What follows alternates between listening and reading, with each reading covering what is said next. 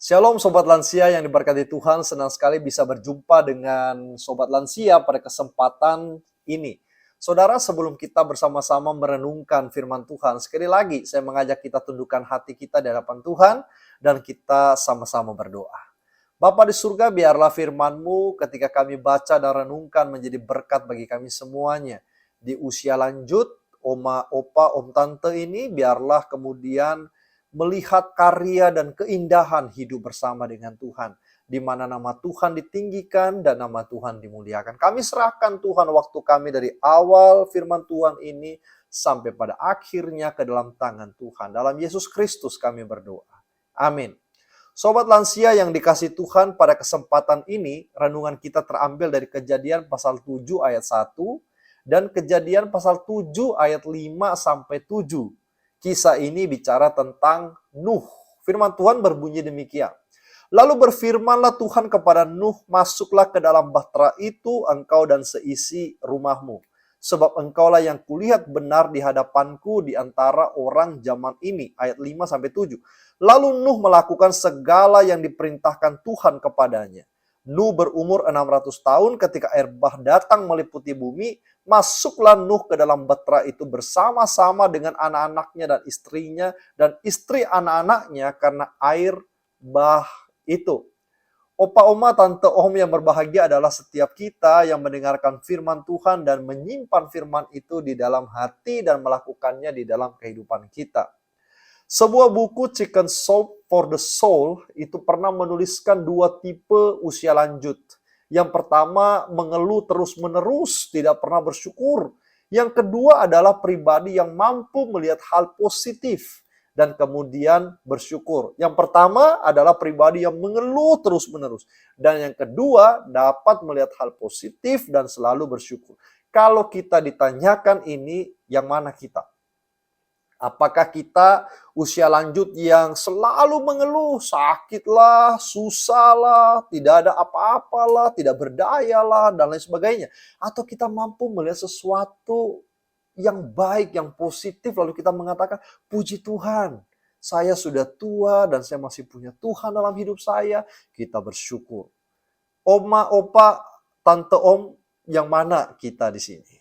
Bahagia itu tidak usah dicari-cari, sebab bahagia adalah sebuah hadiah yang datang sendiri ketika seseorang mampu memahami hal yang paling penting di dalam hidupnya, gitu ya. Jadi bahagia itu datang tidak usah dicari-cari, tetapi dia datang ketika kita mampu melihat hal yang paling penting di dalam hidup ini.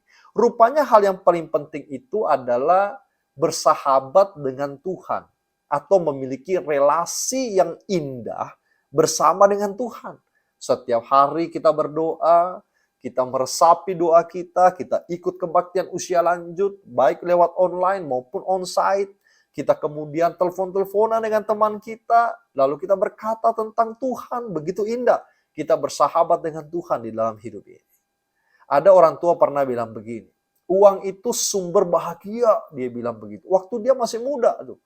Dia punya anak dan dia katakan, nah, uang itu segala-galanya bagi kita. Kalau tidak ada uang, tidak ada yang lihat kita. Saudara, memang betul bahwa kalau tidak ada uang, tidak ada yang lihat saudara. Kalau kita punya uang, semuanya datang mengatakan kita saudaranya. Tetapi hati-hati, uang itu bukan sumber segala-galanya. Sebab uang itu berkat Tuhan.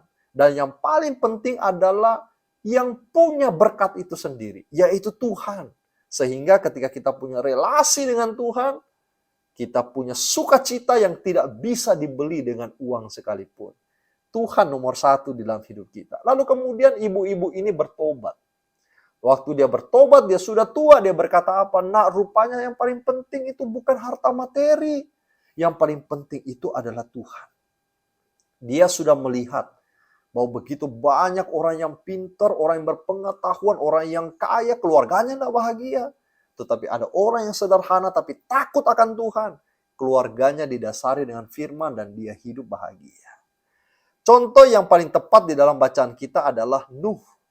Nuh adalah pribadi yang tidak mencari-cari bahagia. Kalau dia mencari yang bahagia, secara duniawi dia tidak mungkin bikin kapal. Ketika Tuhan berkata, Nuh, bikin kapal. Pasti dia bilang, aku tidak gila Tuhan.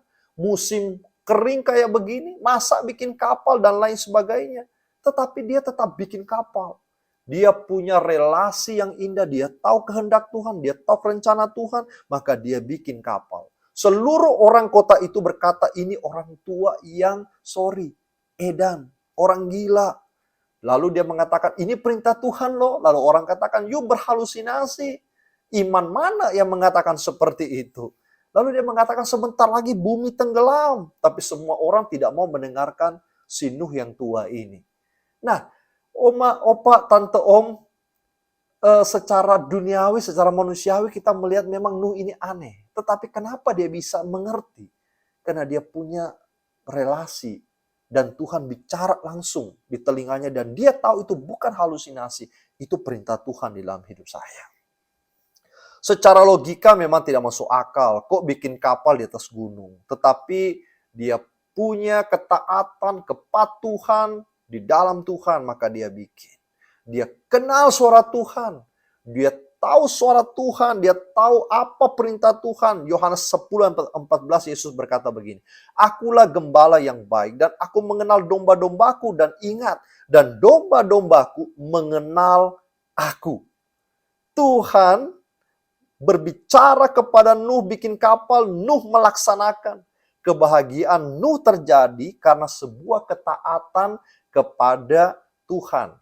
Dan ketaatannya mempengaruhi keluarganya. Anak-anaknya ikut membantunya. Ia membuat kapal besar itu.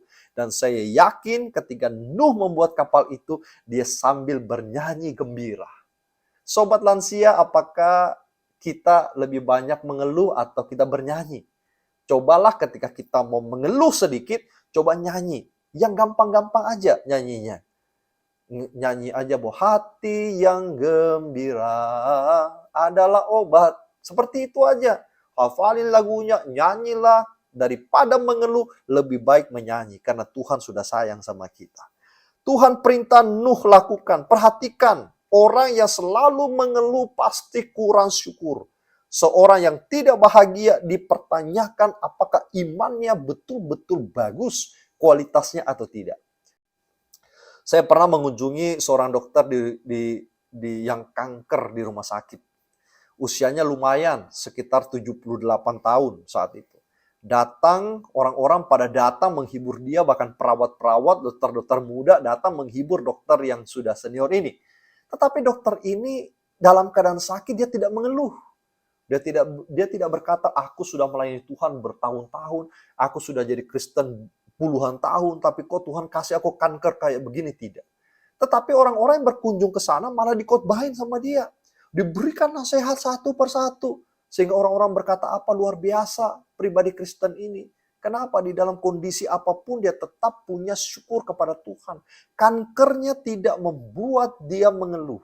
Tetapi kankernya membuat dia tetap semangat. Berpikir bahwa inilah kesempatan dia untuk memberitakan Injil lebih baik lagi. Itu yang Paulus katakan, justru di dalam kelemahanku lah aku menjadi kuat. Jadi ketika kita makin tua, kita makin lemah, disitulah kita justru kuat. Kenapa? Karena memiliki relasi yang makin dalam dengan Tuhan, memiliki pengalaman yang makin kuat dengan Tuhan, memiliki kuasa untuk menceritakan pengalaman kepada yang muda tentang Tuhan di dalam kehidupan oma, opa, tante, om. Jadi berhenti mengeluh. Kebahagiaan dimanapun itu akan tercipta. Bukan karena faktor luar, melainkan dari diri kita sendiri.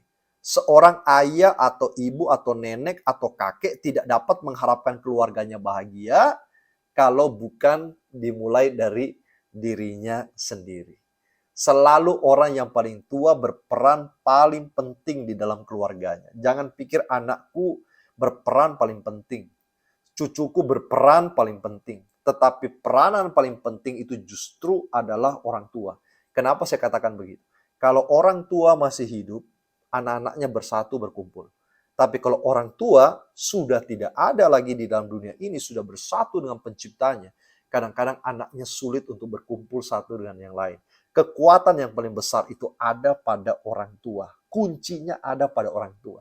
Sehingga kalau orang tua mendoakan anaknya, orang tua menasehati anaknya, walaupun kadang-kadang anak-anak itu tidak mau mendengarkan, tetapi di dalam hatinya tersimpan begitu dalam. Kalau orang tua selalu mengeluh, ia akan menciptakan keluarga yang mengeluh.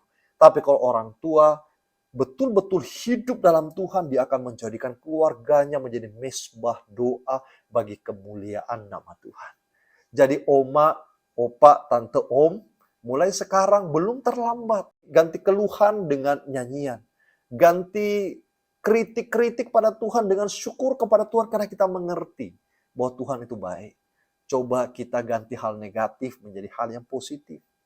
Tetap mengasihi Tuhan seumur hidup kita, mendengarkan suara Tuhan. Dan Nuh menjadikan kapal itu menjadi keluarga bagi kemuliaan Tuhan. Itulah surga kecilnya yang diceritakan Alkitab untuk kita pelajari bersama-sama. Tetap semangat, tetap mengasihi Tuhan, tetap mencintai Tuhan selama-lamanya. Mari kita berdoa. Bapa yang di surga, kami bersyukur dan kami berterima kasih untuk kesempatan ini. Tuhan, tolong setiap sobat usia lanjut yang mendengarkan kanal ini, supaya Tuhan berkati mereka di usia tua, berikan kebahagiaan, berikan sukacita, relasi yang indah bersama Tuhan, dan hidup damai bersama Tuhan.